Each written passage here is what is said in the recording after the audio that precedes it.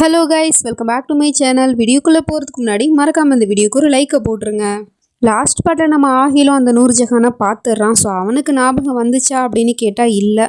ஆனால் இந்த விஷயத்த மட்டும் கேட்குறான். உங்களை எங்கேயோ பார்த்த மாதிரி இருக்கே, இதுக்கு முன்னாடி நம்ம சந்திச்சிருக்கோமா அப்படின்னு கேட்டால் எனக்கும் அப்படி தான் தோணுது, இந்த வீட்டுக்கும் எனக்கும் ஏதோ ஒரு சம்மந்தம் இருக்கிற மாதிரி தோணுது அப்படிங்கிற மாதிரி சொல்லிட்டு இருக்கான். அதுக்கப்புறம் அவங்கள வெல்கம் பண்ணி வரவேற்றாச்சு. இந்த பக்கம் நம்ம ஹீரோயினையும் அழகாக ரெடி ஆகிட்டு வந்துட்டா. பட் ஷாது இல்லாமல் நான் மட்டும் இங்கே இருந்து என்ன பண்ணுறது அப்படிங்கிற மாதிரி சொல்லிட்டு யோசிச்சுட்டு இருக்கும் போதே பார்த்தா அங்கே நம்ம ஷாதையுமே அழகாக ரெடி பண்ணி அந்த சுனிய கறி கூட்டிகிட்டு வந்துட்டா. இவர் உங்களை தான் தேடிட்டு இருந்தாரு, நீங்களும் இவர் தானே தேடுறீங்க அப்படிங்கிற மாதிரி கேட்ட உடனே அப்போ தான் அவனுக்கு புரியுது, அப்போ இதுதான் ஆகில் வீடா அப்படிங்கிற மாதிரி சொல்லிட்டு பார்த்துட்டு இருக்கான். அப்போ இவனும் கேட்குறான், அந்த மேயர் இங்கே வந்தாங்களே அவங்களுக்கும் ஆகிலுக்கும் என்ன சம்மதம் அப்படின்னு கேட்டால், அதுவா மேயரோட தம்பிக்கும் ஆகிலோட தங்கச்சிக்கும் தான் கல்யாணம் நடக்க போகுது, அவங்க இந்நேரம் வந்திருப்பாங்களே, நான் போய் பார்த்துட்டு வரேன் அப்படின்னு சொல்லிட்டு அவள் இங்கேருந்து போயிடுறா. வந்து அந்த மேயரான நூர்ஜஹானுமே பார்த்துட்டா. அவளை பார்க்கும்போது ஏர்போர்ட்டில் இவளை தானே பார்த்தா. ஸோ அதனால் இப்போ அவளுக்கு அது ஞாபகம் வரல போல். உங்களை நான் எங்கேயோ பார்த்துருக்கேனே, இதுக்கு முன்னாடி நம்ம சந்திச்சிருக்கோமா அப்படின்னு கேட்டுட்ருக்கா. ஏன்னா இப்போ இவள் மாறு வசத்தில் இருக்கா இல்லையா. ஸோ அதனால் அவள் சொல்லி சமாளிச்சிட்றா, நாங்களாம் அரசியல்வாதிங்க, எங்களை பற்றின நியூஸ் வந்து உங்களுக்கு டிவியில் வந்திருக்கோம், அப்படி தான் நீங்கள் பார்த்துருக்க வாய்ப்பு இருக்குது அப்படிங்கிற மாதிரி சொல்லிட்டு இருக்கா. அப்போ நம்ம ஷாதும் ஜன்னத்துமே அங்கே வந்துடுறாங்க. ஷாது பார்த்தோன்னே கண்டுபிடிச்சிட்டான், இவ தான் அந்த சசி கபூர் அப்படின்னு சொல்லிட்டு. அப்போ அவகிட்ட எதுவுமே தெரியாத மாதிரி பேசிகிட்டு இருக்கான். நீங்கள் தான் புது மேயரா, உங்களோட சேவை தொடர்றதுக்கு என்னோட வாழ்த்துக்கள் அப்படிங்கிற மாதிரி சொல்லிட்டு கங்க்ராச்சுலேஷன் பண்ணிட்டு இருக்கான். அவளும் சொல்கிறா, பாகிஸ்தான்லேருந்து இங்கே வந்திருக்கீங்கன்னு கேள்விப்பட்டேன், இங்கே வந்தாச்சும் வேலையை விட்டுட்டு உங்கள் ஃபேமிலி மெம்பர்ஸை பாருங்கள், அதுக்கப்புறம் மிஸ் பண்ணிட்டீங்கன்னா அப்புறம் ரொம்ப வருத்தப்பட வேண்டியது இருக்கும் அப்படிங்கிற மாதிரி சொல்லிட்டு ஜாட மடையாக பேசிகிட்டு இருக்கா. அதுக்கப்புறம் அங்கே நாசியாவுமே வந்துட்டா. பொண்ணு மாப்பிள்ளை 2 பேருமே உட்கார வச்சுட்டு நிறைய பேர் வந்து கிஃப்டெல்லாம் கொடுத்துட்ருக்காங்க. ஃபஸ்ட்டு இந்த நூர்ஜஹானா, அதுக்கப்புறம் இந்த சூனியக்காரி, அப்புறமா வந்து கடைசியாக நம்ம ஜன்னத் வந்து கிஃப்ட் கொடுக்க போனால் டக்குன்னு அவளோ இப்போ தான் பார்க்குறா போல் சனமை. பார்த்த உடனே அப்படியே எமோஷனல் ஆகிட்டு அண்ணி அப்படின்னு சொல்லிட்டு ஹக் பண்ணிக்கிறா. அவளுக்கு ஒன்றுமே புரியல. இந்த சூனியக்காரியோ எங்கே இவள் வாயை திறந்து ஏதாவது சொல்லிடுவாளோ அப்படிங்கிற மாதிரி யோசிச்சுட்டு டக்குன்னு அவங்க 2 பேரையும் விலக்கி விட்டுட்டு, அது ஒன்றும் இல்லை, இங்கே இந்தியாவோட பழக்கம், இது உறவு முறை வச்சு தான் எல்லாருமே கூப்பிடுவாங்க, அப்படி தான் இவ உங்களை அண்ணின்னு கூப்பிட்டா, இவங்க பேர் ஜன்னத், இவங்க உன்னோட ஜன்னத் தண்ணி அப்படிங்கிற மாதிரி சொல்லிட்டு அறிமுகப்படுத்தி வச்சிட்டு இருக்கா. நம்ம நாசியாவுக்கும் ஒன்றுமே புரியல. அண்ணனை பார்த்துட்டு இருக்கா, என்னென்ன நடக்குது அப்படிங்கிற மாதிரி சொல்லிட்டு. அவனும் கண்ணால் பார்த்துக்கலாம் விடு அப்படிங்கிற மாதிரி கண்ணை காமிச்சிட்டு இருக்கான். அதுக்கப்புறம் இப்போ ஆட்டம் பாட்டம் தான். 3 பேரும் சேர்ந்து டான்ஸ் ஆடிட்டு இருக்காளுங்க. நம்ம ஜன்னத், அப்புறம் அந்த சூனியக்காரி, அதுக்கப்புறம் அந்த நூர்ஜஹான்னு சொல்லிட்டு அப்படி 3 பேர் டான்ஸ் ஆடிட்டு இருக்கும் போது அந்த நூர்ஜஹானை ஒரு ஆள் கூப்பிட்டுட்டு இருக்கான். என்ன விஷயம், எதுவாக இருந்தாலும் அப்புறமா பேசிக்கலாம்ல அப்படின்னு சொன்னால், ஒரு முக்கியமான விஷயத்தை பற்றி பேசணும், அதனால தான் இப்போவே கூப்பிட்டேன் அப்படின்னு சொல்லிட்டு இருக்கான். என்ன விஷயம்னு கேட்டால், இவளுக்கு மெசேஜ் வந்துச்சு இல்லையா, வாய்ஸ் மெசேஜ், அந்த நம்பர் எங்கேருந்து வந்துச்சு, அதோட அட்ரஸ் என்ன அப்படிங்கிறத விசாரிக்க சொல்லியிருப்பா போல். ஸோ அதை விசாரிச்சுட்டு வந்து சொல்லிட்டு இருக்கான். அந்த நம்பருக்கு சொந்தக்காரவங்க இந்த வீட்டில் இருக்கிறவங்க தான், அதாவது இந்த வீட்டோட மாபேகம் தன்வீர் அப்படிங்கிற மாதிரி சொல்லிட்டு அவன் இங்கேருந்து போயிடுறான். இவளுக்கு ஒன்றுமே புரியல. தன்வீரா, அவங்க எதுக்காக எனக்கு வாய்ஸ் மெசேஜ் அனுப்பணும், அதுவும் அம்மானு சொல்லிட்டு, ஒன்றும் புரியலையே அப்படிங்கிற மாதிரி சொல்லிட்டு யோசிச்சுட்டு இருக்கா.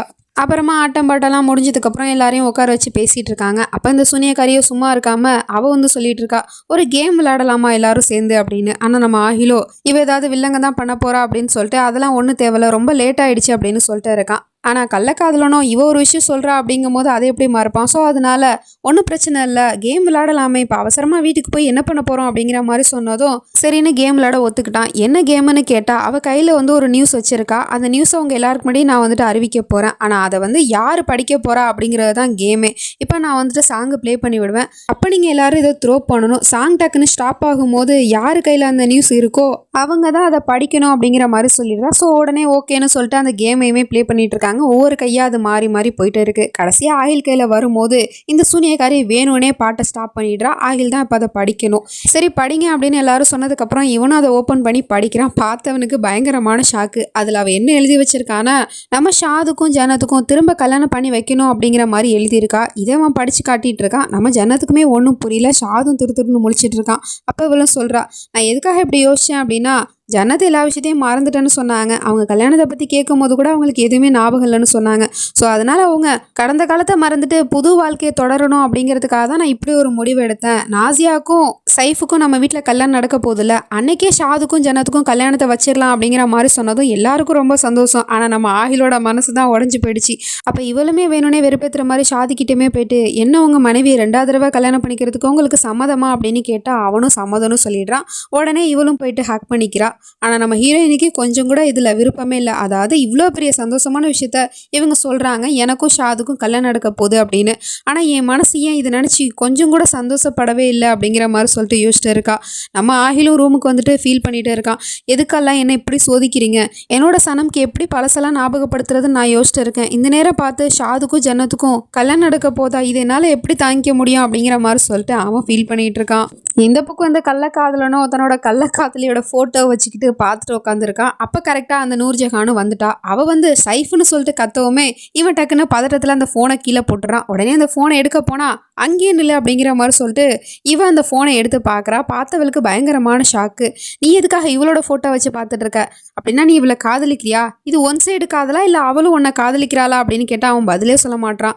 பதில் சொல்லு, 2 பேரும் தான் காதலிக்கிறீங்களா இல்லை நீ மட்டும் தான் இவளை காதலிக்கிறியா அப்படின்னு கேட்டால் 2 பேரும் தான் காதலிக்கிறோம் அப்படிங்கிற மாதிரி சொல்லிடுறான். உடனே அவனோட கண்ணத்தை காட்டி அரைஞ்சி அவன் பண்ண தப்ப புரிய வைப்பான்னு பார்த்தா இவன் என்னடானா அவனோட கண்ணத்தை பிடிச்சி கிள்ளி நீ ரொம்ப நல்ல வேலை பார்த்தடா அப்படிங்கிற மாதிரி சொல்லிட்டு அவனை என்கரேஜ் பண்ணிக்கிட்டு இருக்கா. என்னக்கா சொல்கிற அப்படின்னா உனக்கு இதில் எந்த பிரச்சனையும் இல்லையா அப்படின்னு கேட்டால் எனக்கு என்னடா அதில் பிரச்சனை, நீ ஒரே நேரத்தில் 2 பொண்ணை ஓட்டுற, அதுவும் ஒரே குடும்பத்தில் இருக்கிற பொண்ணு, இது நல்ல விஷயம் தானே அப்படிங்கிற மாதிரி சொல்லிட்டு பாராட்டிட்டு இருக்கா. அது மட்டும் இல்லாமல் அவனும் அந்த சந்தோஷத்தில் சொல்லிடுறான். அக்கா உங்ககிட்ட இன்னொரு சந்தோஷமான விஷயமும் சொல்லணும், அந்த மாபேகம் சனம் இருக்கல்ல அவள் அம்மாக போகிறா அப்படிங்கிற மாதிரி சொல்லிட்டு இருக்கான். அப்படின்னா அதுக்கு காரணம் நீதானா அப்படின்னு கேட்டால் ஆமான்னு தலையாட்டிடுறான். பரவாயில்ல, என் தம்பியே ஒரு குழந்தைன்னு நினச்சேன், ஆனால் அவனே ஒரு குழந்தைக்கு அப்பாவாக போகிறானா அப்படிங்கிற மாதிரிலாம் சொல்லிட்டு அவனை ரொம்ப என்கரேஜ் பண்ணி அனுப்பி வைக்கிறா. அதுக்கப்புறம் இவன் மனசுக்குள்ளேயே சொல்லிட்டு இருக்கா, ஆகிலோட குடும்பத்தில் இந்த மாதிரி ஏகப்பட்ட ரகசியம் ஒளிஞ்சிருக்கும் போலையே அப்படிங்கிற மாதிரி யோசிச்சுட்டு இருக்கா. இந்த பக்கம் நாசியாவை நிற்க வச்சு ஃபோட்டோஸ்லாம் எடுத்துகிட்டு இருக்காங்க. அப்போ நம்ம ஷாது ஜன்னத்கிட்ட போயிட்டு நம்ம 2 பேருக்கும் கல்யாணமாக போதா, இது என்னால் நம்பவே முடியல ஜன்னத் அப்படின்னு சொல்லிட்டு அவன் படிக்கே பேசிகிட்டு இருந்தா இவ படிக்க ஏதோ ஒரு யோசனை நின்றுட்டு இருக்கா. அப்போ அவனும் சொல்கிறான், என்னோட வாழ்க்கை என்னோட உலகம் எல்லாமே நீ தான் ஜன்னத், ஐ லவ் யூ அப்படிங்கிற மாதிரி சொல்லிட்டு இப்போ நேரடியாகவே அவன் முன்னாடி வந்து ப்ரப்போஸ் பண்ணிடுறான். அதுக்கு அவளால் என்ன பதில் சொல்கிறதுனே தெரில, அப்படியே ஸ்டன்னாகி நின்றுட்டு இருக்கா. என்னாச்சு ஏதாவது சொல்லு அப்படின்னு கேட்டால் எதுவுமே சொல்ல மாட்டேங்கிறா. என்னால் புரிஞ்சுக்க முடியுது ஜன்னத், திடீர்னு நம்ம 2 பேருக்கும் கல்யாணம்னு சொல்லிட்டாங்க, எல்லாமே சடனாக நடந்துருச்சு, அதனால தான் நீ யோசிச்சுட்டு இருக்க, ஒன்றும் பிரச்சனை இல்லை. இப்போ நான் சொன்ன விஷயத்த உனக்கு மெசேஜ்லேயே சொல்கிறேன், அதை நீ படித்து பார்த்துட்டு எனக்கு மெசேஜ்லேயே பதில் சொல்லு அப்படிங்கிற மாதிரி சொல்லிட்டு அவன் ஃபோனை கொடுத்துட்டு அங்கேருந்து போயிடுறான். இந்த பக்கம் சூனியக்காரியை பிடிச்சி வச்சுட்டு ஆகிலும் திட்டிக்கிட்டு இருக்கான். என்ன கேட்காம நீ எப்படி அனௌன்ஸ்மெண்ட் பண்ணலாம் சாதுக்கும் ஜன்னத்துக்கும் கல்யாணம்னு, இது கண்டிப்பாக நடக்கவே நடக்காது, நான் நடக்க விட மாட்டேன் அப்படின்னு சொல்லிட்டு இருக்கான். அது எப்படி நீங்கள் சொல்லலாம், அவங்க 2 பேருக்குமே இதில் எந்த பிரச்சனையும் கிடையாது, அவங்களே சம்மதம் சொல்லிட்டாங்க, அப்புறம் உங்களால் எப்படி தடுத்து நிறுத்த முடியும், அது மட்டும் இல்லாமல் உங்களோட வாழ்க்கையில் சனம்னா அது நான் மட்டும்தான், நீங்கள் எனக்கு மட்டும் தான் சொந்தம் அப்படிங்கிற மாதிரி சொன்னால் கண்டிப்பாக இல்லை, நான் என்னோட சனம்க்கு தான் சொந்தம், அப்புறம் அவளும் எனக்கு தான் சொந்தம், இந்த கல்யாணத்தை நான் எப்படியும் தடுத்து நிறுத்திடுவேன், அவகிட்ட போயிட்டு எல்லா உண்மையும் நான் சொல்லிட்டேன் அப்படின்னா அவளே இந்த கல்யாணத்தை பண்ணிக்க மாட்டா அப்படின்னு சொன்னா, அப்படியா உங்களுக்கு அவகிட்ட உண்மையை சொல்லணுமா, ஒன்றும் பிரச்சனை இல்லை, இப்போவே போய் சொல்லலாம் வாங்க அப்படிங்கிற மாதிரி சொல்லிட்டு அவனோட கையை பிடிச்சிட்டு நேராக அங்கே போய் இழுத்துட்டு போயிட்டா. அவங்களுக்கும் ஒன்றுமே புரியல, என்னாச்சு அப்படின்னு கேட்டா ஆகில உங்ககிட்ட ஒரு முக்கியமான விஷயத்தை பற்றி பேசணுமா, அதாவது ஜன்னத் கிட்ட ஒரு உண்மையை சொல்லணுமா அப்படிங்கிற மாதிரி சொன்னா நம்ம ஷாதுக்கும் ஒன்றும் புரியல.